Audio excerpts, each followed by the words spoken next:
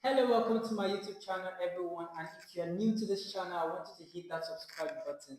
Today, we are actually still going to be continuing our last episode. We actually talked about work-life balance, part one. This is episode two, and I'm also here with the two amazing guests who were actually with me on the last episode. Please, if you've not watched that video, please go back and watch. So today, we're just going to go straight to the questions for today. Thank you, Mr. Ozo. Thank you, Ms. Helen. Um, Actually, today I'm going to be asking some few questions that actually relate to, life itself concerning work and stuff like that. My first question is actually going to be going to you. The last time it was actually for Miss Helen. So my question for you today, Mr. Ozo, is how does one actually stay true to, or how do you stay true to your values, especially in professional environments? Like, I have a story of a lawyer friend who actually worked in a firm, and he was asked to manipulate some documents, which is actually his own share was going to be 3 billion naira, and he actually needed that money at that point in time. So how do you stay true to your values, especially in the working environment, without any form of compromise? Because some challenges can come up. Yeah, thank you for that question. I would like to answer that question. I don't just want to say be disciplined. No, I want to answer the question in such a way that when someone watching this video is going through such situation, exactly, will know what to do. Exactly. So I want to give a perspective. Okay, let's say if you want to stay true to yourself or to your value, you must state out what your values are, your core values. Okay, this is my core value, punctuality. I will not steal, I will not do this. Your core value should be stated, and you should know your core value. Then you now state, okay, does this my core value work with the company I'm working with? Does this, because if you have a core value of you're not going to like steal, and then you go to a company where you have to compromise in a way, it's not going to work. You get? And then another thing is discipline. Train yourself. It is, I don't know how to put this word now. You train yourself in such a way that you are disciplined, even when such situation comes. You just know, you think of the long term. If I do this, what will happen in the long term, not the short term? The Christians will say, what would Jesus do? Thank you very much. So what will happen in the long term? Will this thing backfire? Will I regret this thing? Because if you get the example you give, if you take the 3 million, it will not solve it may solve the problem at that point in time, but the issue that will come up later, exactly, will be more than that. So discipline yourself. For instance, for me now, let me say, I saw my parents, I saw the value they had. I saw that they didn't compromise. Even at home, they will tell you see this thing, don't do this thing. Don't do it's not about now, it's about the future. So I'll just keep to myself. Exactly. Discipline myself. I believe one thing, I believe God will help me. Like she said, if Jesus was in your situation, will you do such? Exactly. So that's my answer. Thank you so much, Mr. Oba. Thank you so much. Relating to the first question, in the working space, there are so many challenges. Come with so many challenges. But my question to you is, what was your biggest challenge in your professional life, or what are the biggest challenges people actually face, in their workspace and their professional life? Okay, that's a very huge question. And how did you come out of it? Just share with us. Okay, so I'll be very brief. So people face a lot of challenges in their workplace.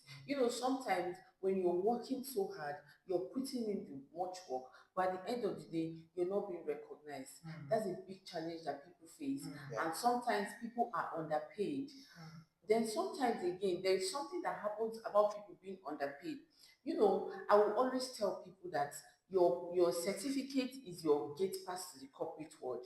That is something that you have to have, your degree. Because that person complaining that, oh, I'm underpaid, probably the person doesn't have enough qualification, but the person has the experience. Maybe the person has been in that company for a very long time, but there is no degree to back up your claims. So what I tell people, your degree is a pass ticket to the corporate world. So you have that, at least that has already cut like 30% of the marginalization that you face at work. Then sometimes people face ethnic issues. They could be tribalistic. They could say, oh, this one is not my person. And in the office space, they have cabals. Those challenges are very, very huge. And then again, there's something that hinders people from growing or challenges they have. Like when you talk of stunted career growth, when you're at a particular spot for so long, you're not taking any skills to, like, upgrade yourself, you're not upscaling, you're not doing anything. Because at some point you become redundant. One very important thing at work is, if you're doing something, you need to find ways to, solve the problems, find new ways to solve the problem you have, because you can't keep sticking to the old ways. Now you have AI, you have a lot of things that that will aid you. Exactly. So one thing you have to do is you need to be ahead of your game. Yeah. Because if not, you're going to experience career stuntedness. You remain in a particular spot. If you're not, learning, if you're not giving yourself up for training, that's one thing that hinders people. And especially, when you're working so hard and you think that they're not seeing the effort, it happens. Maybe when your colleague plays office politics very well, and probably you don't know how to do that, it can be very difficult. Like you was saying about compromising, your core values. There are sometimes that there might some situations that you will need to do something that you're not supposed to do. Yes. Those are the things that could be serious challenges. I've seen cases whereby somebody say, "Oh, I can't go to work on a Sunday, so I'm not taking this job." Yes. It's good and fine, because if you do take that job, maybe people come to work on Sundays and they work and work. It's going to be part of their appraisals. And if you don't come to work on Sunday, it will hinder your growth. Maybe you can't move to the next position, or you can't qualify, to the top rank of the company. So rather than going into such situation and having yourself troubled and traumatized, it is better you just stay true to your values and remain at where you are. Take the jobs that will allow you work from Mondays to Saturday or Mondays to Friday. That way, you will not experience any issues or any challenges. But I know one major challenge that people face is, the office politics. And again, too, the fact that you're putting in so much work and they're not seeing it. So there are ways we can also do to, like, help ourselves to get to that point. Like, you're doing something, you have to be noticed. But I think that discussion will be in our next video. Not today. So I would like to say something about upskilling. So there's something, I'm a product manager, and there's something we do, industry trend. In that industry you're in, just check what is the trend, how is the trend going, so you know how to upskill. You know the skills to like acquire, so that you'll be effective at work. I think that's what I want to add. Okay, then again, I have something to say. So this is for all of us that are watching. If you think you're in your office and you're not being well paid, I think you should, you can raise it up as an issue. You can speak up, open up, and you bring your strong reasons and say, "Oh, I have worked here for this years, and this is what I have done. These are the things." Outline the things you have achieved, and let them see it. Yes, that they can see. And then again, you need to upskill. You need to take more trainings. You need to do better. You need to be innovative in that your department. You need to be that one person that will drive it and take responsibility. Because most times, when we don't take responsibilities, that's when the complaints begin to come. "Oh, I'm not being paid well. I do this, I do that." But because you've not owned the company, you've not owned the job. Because one thing we need to understand, that we need to own the job. Own it like it's yours. When you have a business, the same way you're working right now, is that the same way you're going to work when it's your own? The same effort you put, because at the end of the day, you will be rewarded. And everybody loves reward. So if you do better, the reward will come better. And have a good attitude, it will take you far. A good character will take you far. Exactly. Yes. Thank you so much. The next question will actually be in two ways. Okay. So basically, I think I went into a video, I think on Instagram, where a man of God was saying something about, when we are talking about the working environment, we're talking about our values, especially our spiritual values.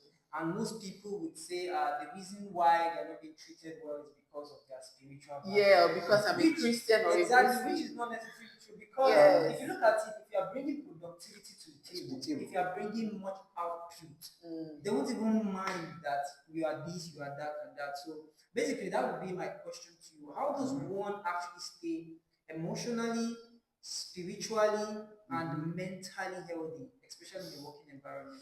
Should I go spiritual now? Well, you can go spiritual. I mean, it's something that will change everybody. Yes. Yes. See, what I would say is, if you're a Christian, I don't know how it works in Muslim, in that of Muslims, but for Christian, I think we have an advantage. Why? Because you have a spirit in you, Yes. the spirit of excellence. Yes.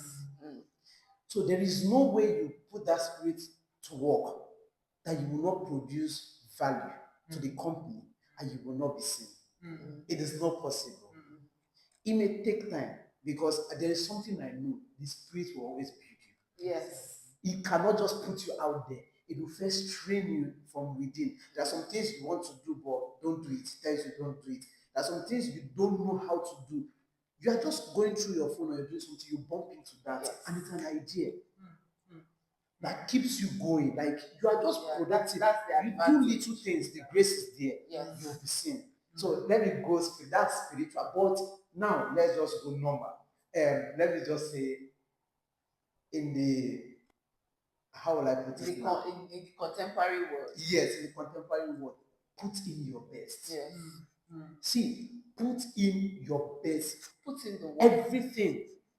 This is my company, Make and I'm going to see it mistakes, work. just Make mistakes. See, meet the top people. The top people there. Oh, I don't know how to do this. Exactly. Please, one thing I know is when you meet people that are ahead of you, and they see that eagerness, they are willing to give you tasks. They are willing to see you go far. Yeah. So I think that's one thing someone can do. Thank you so much. Thank you so much. My question to you, actually, Miss Helen, is speaking about the spiritual aspect, especially, it's still part of maintaining values and everything. So basically, how do you pray and stay connected to the spiritual side? Especially why? Because people think that it's abnormal, it's not supposed to be, but it's part of life. I mean, the Bible says that the just shall live by faith. That means there is a part. There's a part of the pattern to righteous. living. Yeah. Exactly, especially when it has to do with your spiritual side. And I work, being that you're in work doesn't mean you take that out. You get. So Very how do important. you pray and also connect to your spiritual side even at work? She's a prayer warrior. I like this question because men ought to pray and not to faint. Yeah. But if there is a man to pray, there is a God to answer. Exactly. So again, let me tell you, if it's the Muslims they don't care. Yes. They pray 5 times a day. Yes. Once it's time for their prayer, they go for their prayers. Yes. Once it's time, they go for their. But the Christians, they begin to shout, say, "Oh, I can't."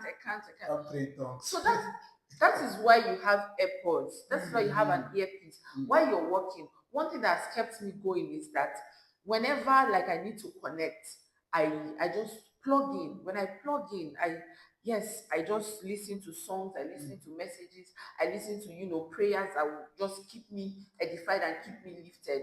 Sometimes there are situations that we face at work that maybe you're trying to control your emotions and you can't. You can excuse yourself and just go into the toilet and speak in tongues for 5 minutes. I promise you, by the time you go in there and come out, clarity will come. Clarity will come. You can give yourself time, during your lunch break. You can take out that time to pray. You can take out that time to study your Bible. It's even very easy these days. You don't have to carry your Bible all along. You have it on your phone. We have a mobile working Bible. You have audio Bible. You have it on your phone. While you're doing your tasks, you can just plug it in. You hear it because you have to stay lifted and connected. Because the things you hear, they affect you. And you can't say you're a Christian and you're doing another thing, you're compromising. People are watching you. They are seeing what you do. As we say, we cannot, God will not come down and say, "Oh, this is my child." But you have to, live that life. You have to stay true to yourself, which brings us back to value again. You have to, when you say, "I am a Christian," there are some certain things you won't do. Yes. Even in the office party that there are drinks and you can decide not to drink. Yeah. They will talk, but it won't take time. It's not forever. So how to stay connected? You use devices that helps you, like earpiece, earplug, things that will just help you stay connected. You listen to it at your free time. you can take out time to like always hear something. For me, my headphone is always plugged on, because it's either I'm listening to a message, I'm listening to something that will help me stay edified. Then at the end of the day, you will see that your day is productive. Your day, you might not listen to it all day, but at least give it time, just an hour or 2 hours. That's the only way to help you stay true to your value and to your spiritual life. And then again, when you say you're a Christian, don't compromise. Don't, because the children of the world, they are wise in their own light. You also, as a child of God, you also need to be wise in your own light, because you have the light in you. Exactly. Thank you so much. Thank you so much. So that brings us to the end of today's episode of Work-Life Balance. I hope you got something from there. I hope you do. I hope so. And please and please, if you've not watched the first episode, please go back and watch the first episode. And please like and also comment. I want you to share your opinion on this set topic. And God bless you. And until the next video, stay inspired. Bye.